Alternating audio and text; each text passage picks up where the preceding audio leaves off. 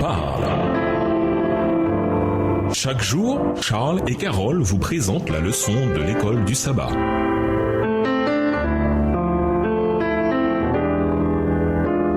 Bienvenue dans votre émission Dieu nous parle. Nous voilà à la leçon de lundi, fugitif. Lisons Genèse 28, versets 10 à 17. Quel est le contexte de cette histoire et que nous enseigne-t-elle sur la grâce de Dieu pour ceux qui, en un sens, sont en fuite pour tout tenter d'échapper à leur péché? Genèse 28, les versets 10 à 17. Jacob partit de Beersheba et s'en alla à Charan. Il arriva dans un lieu où il passa la nuit car le soleil était couché. Il y prit une pierre dont il fit son chevet et il se coucha dans ce lieu-là. Il eut un songe et voici une échelle était appuyée sur la terre et son sommet touchait au ciel. Et voici les anges de Dieu montaient et descendaient par cette échelle. Et voici l'Éternel se tenait au-dessus d'elle. Et il dit, je suis l'Éternel, le Dieu d'Abraham, ton père, et le Dieu d'Isaac. La terre sur laquelle tu es couché, je la donnerai à toi et à ta postérité. Ta postérité sera comme la poussière de la terre. Tu t'étendras à l'Occident et à l'Orient, au septentrion et au Midi, et toutes les familles de la terre seront bénies en toi et en ta postérité. Voici, je suis avec toi, je te garderai partout où tu iras, et je te ramènerai dans ce pays, car je ne t'abandonnerai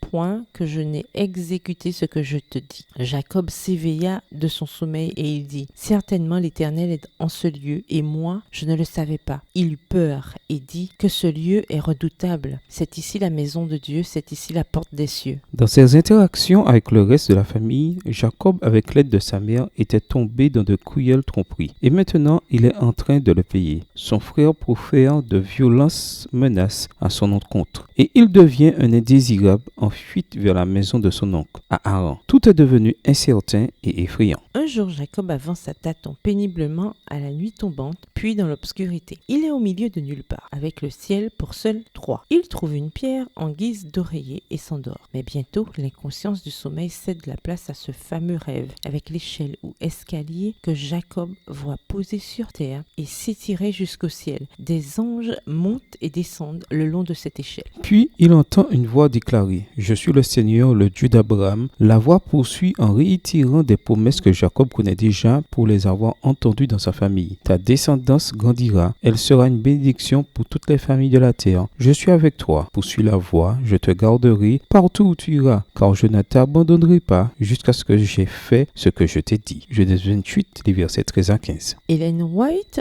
a écrit sur la manière dont Paul, bien plus tard, contempla l'échelle de la vision de Jacob qui représentait le Christ, qui avait relié la terre au ciel. L'homme fini au Dieu infini. Sa foi fut fortifiée par le souvenir des patriarches et des prophètes qui avaient placé leur confiance en celui qui était son soutien et sa consolation et à qui il donnait sa vie. Texte tiré du livre Conquérant Pacifique au chapitre 50 à la page 383, livre écrit par Ellen G. White. Jacob s'éveille et il se dit « Vraiment, le Seigneur est en ce lieu, et moi je ne le savais pas. » Genèse 28, verset 16. Ce qui vient de se produire ici est redoutable. Il n'oubliera jamais cet endroit et il lui donne un nom. Puis il fait le vœu de rester loyal à Dieu toute sa vie. Que peut-on apprendre de cette histoire sur la manière dont Dieu en Christ cherche à nous atteindre malgré nos péchés? À nouveau, pourquoi l'éducation chrétienne doit-elle garder ce principe au premier plan de ce qu'elle enseigne? Au revoir. Et à demain si Dieu veut.